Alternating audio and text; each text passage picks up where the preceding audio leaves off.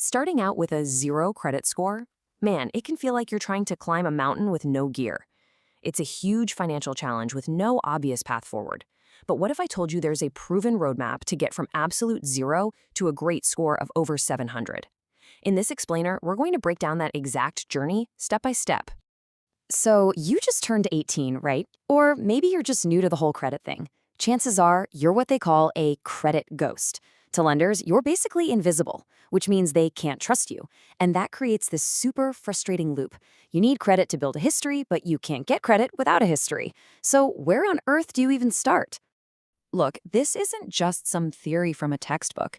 We're going to walk you through the exact step-by-step story of how one person went from being a total ghost to lenders to having a credit score over 700 in just 8 months. And the best part, it's a blueprint that anyone can follow. Okay, so every journey has to start somewhere, right? And when it comes to credit, that starting point often means, well, making a few mistakes. When you don't know the rules of the game, it's pretty easy to stumble. So before we get into the good stuff, let's talk about what not to do. In this quote right here, it just nails the irony of the whole situation. You can be super savvy about, say, starting a business, but a total beginner when it comes to how credit actually works. This whole journey kicked off with a mistake born from that exact kind of excitement, just without the right knowledge to back it up. So the first big mistake? Applying for not one, but two business credit cards with absolutely zero personal credit history. Of course, the applications were denied. And the real kicker? 2 hard inquiries slapped on a credit report that basically didn't exist yet. That's like getting 2 penalties before the race has even started. Okay, so after that initial stumble, the real journey began with the right tool. See, when you're a credit ghost, you can't just apply for any old card you see on a commercial. You need a specific key to unlock that first door, and this is it. And that's where the secured credit card comes in. This thing is a game changer. It's designed to completely solve the bank's risk problem. You give them a cash deposit, let's say $200, and that becomes your credit limit. For the bank, it's a no-lose deal. If you don't pay, they just keep your deposit. And for you, it's your golden ticket into the credit system. So, a really fantastic option to start with is the Discover It secured card. It doesn't just get your foot in the door, it actually pays you to build your credit. You earn cash back on your purchases, and after your first year, Discover literally doubles all the cash back you've earned. You're building credit and making money. All right, so getting the card, that's just step one. Using it right is the whole ballgame. Building a great score fast isn't about some complicated secret, and here's the thing. It all boils down to 2 golden rules. That's it. Simple, but you gotta be disciplined. All right, here they are. Rule number 1, and listen up, this is non-negotiable. Pay your statement balance in full every single month. No exceptions. You'll avoid interest and show you're reliable. The easiest way to nail this, just set up autopay. Rule number 2, and honestly, this is the one that's going to turbocharge your score, you have to master your credit utilization. So you're probably asking, what the heck is a utilization ratio? It's actually super simple math. It's just the amount of credit you've used divided by your total credit limit. So if your limit is $200 and you have a $20 balance, your utilization is 10%. And trust me, this number is a huge piece of your credit score. Keeping it low tells lenders you're not desperate.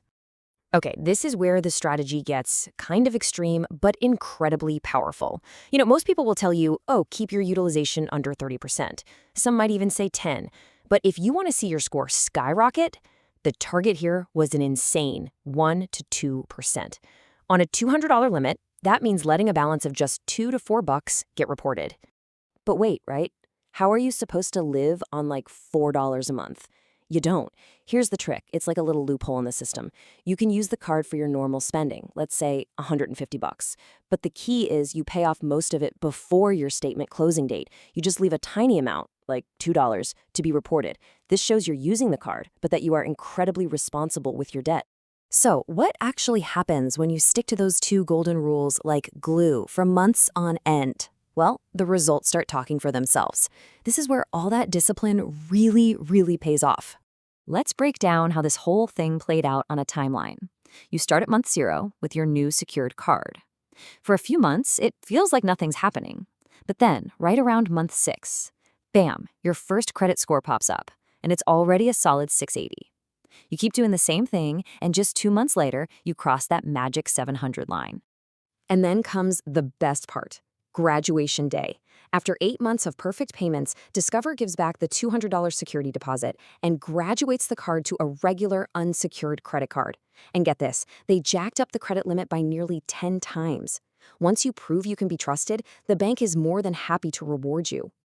Okay, hitting 700 is awesome. It's a huge milestone, but it's not the finish line. You gotta remember, credit is a marathon, not a sprint. The game now shifts from just building your score to protecting it and growing it for the long haul. So to play that long game, you absolutely have to understand something called a hard inquiry. Basically, every single time you apply for a new card or a loan, the lender pulls your credit report, and that check gets logged. If you have a bunch of these in a short amount of time, it's a huge red flag to lenders. It makes you look desperate for credit. So your long-term strategy is all about smart, patient habits. First, space out your applications. Don't go on a credit card shopping spree. Second, protect the average age of your accounts. That means keeping your oldest cards open, seriously. And finally, just remember that these inquiries ding your score for about a year, but hang around on your report for 2. Patience is key. When you put it side by side, it's pretty clear, right? The good strategy is all about being patient and consistent. You pace your applications, keep your spending in check, and let your credit history grow older. And the bad strategy? Well, it's just the opposite. It's all about being impulsive and showing high-risk behavior that totally freaks lenders out. So when you really boil it all down, this whole 8-month journey isn't just one person's story. It's a blueprint, a clear, repeatable plan. You start with the right tool, you follow those 2 golden rules with serious discipline, and then you settle in to play the long game with a whole lot of patience. So the path is laid out for you. The steps are crystal clear, and we've seen the results are real. This is how you stop being a credit ghost and start building a really strong financial foundation. The only question left is, now that you have the blueprint, what's your first move going to be?